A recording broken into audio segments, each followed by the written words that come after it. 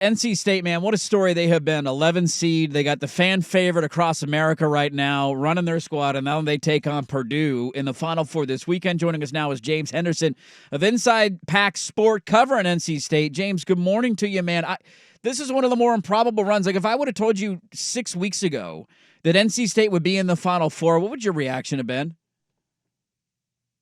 You're crazy, right? So, you know, my business at Inside Pack Sports, we cover all the sports, we cover recruiting, all those things, and like anybody who's been following the program down the stretch here would know prior to this run here, the big question with Kevin Keith's job status, much less making a deep run into the tournament. And so the fact that they went and did what they did in the ACC tournament and they're here now, it's unbelievable. It's unbelievable. I always find it interesting when a coach is on like a hot seat and the fan base might be split, or maybe more the fan base is leaning like, hey, this isn't the guy, we got to bail. And then something like this happens, it's kind of like, well, we got to keep him, yay. And he cut that net down, and NC State fans go nuts. Where was the fan base on their coach? Because if they don't win that ACC tournament, they're not here. They're not in this run. They don't make the tournament. And so they're probably in an NIT or whatever. Where is the fan base right now on Keats?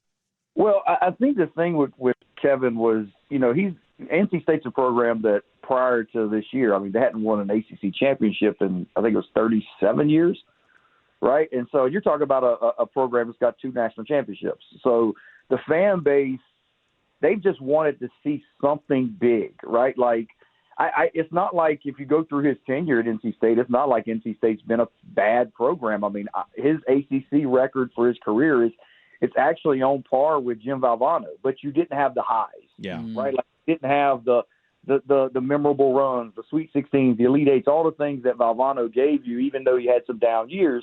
And so I think that was where they were with Kevin, was just, hey, we want to see something. And in 7 years, they hadn't seen that big performance to make you believe that he can go and get it done in March. And that's what it's all about, right? I mean, getting it done in March. And so I think a lot of folks expected, if NC State goes and loses to Louisville or Syracuse in the ACC tournament, I think a lot of folks thought there was going to be a coaching change, because you guys know the business. In 7 years, if you haven't won an NCAA tournament game at an ACC school, right?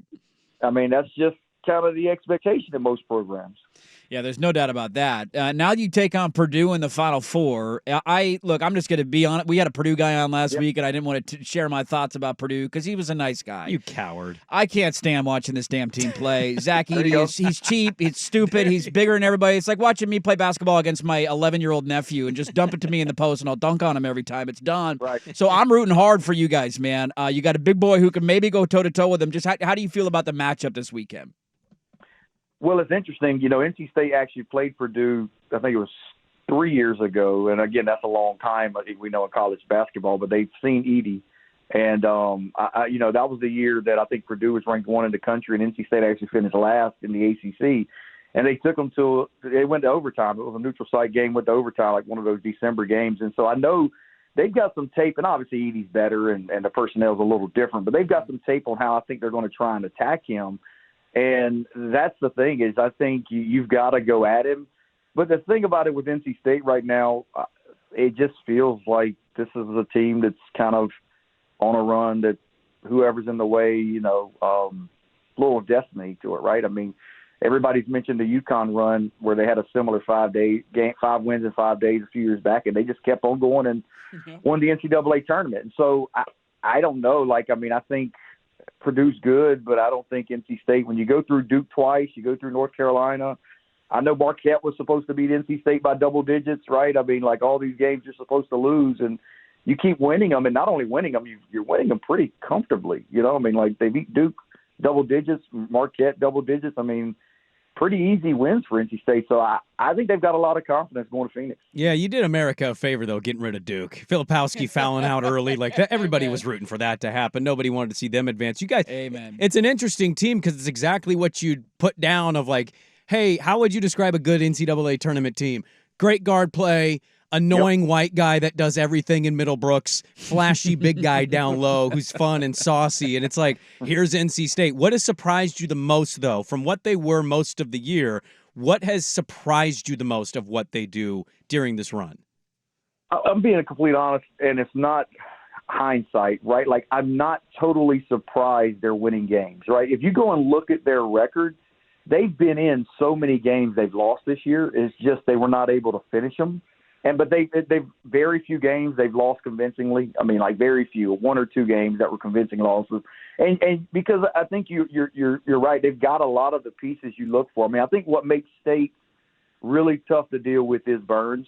You know, like, I'm an older guy. I remember back in the day where most teams threw it into their big men every play and then watch what happens, right? Well, nobody does that anymore but NC State. And even Purdue, Purdue does it with Edey, but it's different. Like, he's scoring.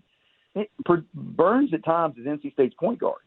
They throw it into him, and he's making plays if you double him. He's scoring one-on-one if you don't. And it's really been this kind of neutralizer for them against better teams, because what happens with NC State now is if they get inside of 10 minutes and they're leading, they just throw it to Burns every possession and get a good shot. Whether it's him one-on-one or if you double, he's going to find someone for an open look.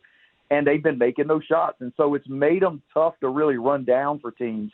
They haven't been able to. And so I think it's Burns, and then they've changed some things they've been doing defensively. Under Kevin Keatts, historically, they've been a high-pressure, full-court team. Well, if you go and watch this run since the ACC tournament, they've dialed back their full-court pressure. They don't pressure full court at all anymore.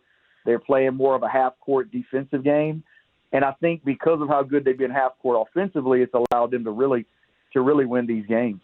Great stuff, man. James Henderson, Inside Pack Sport, at Inside Pack Sport on Twitter. You can go give it a follow. Covered NC State for a long time, and they're headed to the Final Four. First one since 1983. I'm rooting for you guys this weekend, man. I hope you knock out Purdue. Go finish the thing off. I want to see NC State win a championship. I think it'd be a lot of fun. Thanks for the time today, man, all the way out here in Portland, and have fun at the Final Four.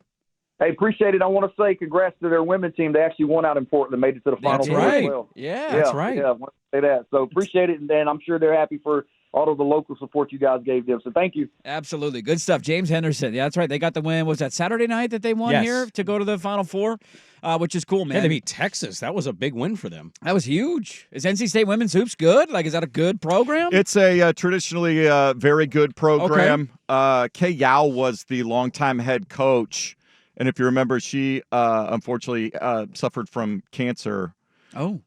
But yeah, so there was a lot. But Kay Yao set that program up for decades, and they were a constant team that would go deep in NCAA tournaments. UConn's probably going to win everything. I think everybody would pick that. Mm-hmm. I've said this before. I'm going to say it again. I mean, we rant and rave against participation trophies. They basically won. You make a Final Four, that's a banner. You don't have to just win the title to get a banner. You make the Final Four, it says Final Four, and your season gets added to it. It does. Every team, except maybe UConn, gets to play with house money here. Purdue bucked the trend. They got all the way as a you think Purdue's house money? Yes. You think so? Yeah, because everybody's going to pick UConn to win and maybe win by 20 points the next. Bama? You don't think Nate Oates is going to come back a hero in Tuscaloosa? Hey, Nate, how did you lose? We lost by 30. Well, you know what? You got to the Final Four, baby. Let's do a parade. First one ever for Bama, right? First one ever. First one ever. And Swag's point, basketball didn't start till 1983. Last time NC State made one. All of these teams except UConn, this is house money, because if you get to a Final Four, it's a banner and you get celebrated. We count 1939 though. We count 1939 was a famous year. Furs. It was a famous year of college basketball. Swag, can you look up how many black people were playing college basketball in 1939? They were all over the place, man. Tall furs, bunch of tall white guys. Yeah. How tall are you? 6'3"? Center 6'4". He's a dentist.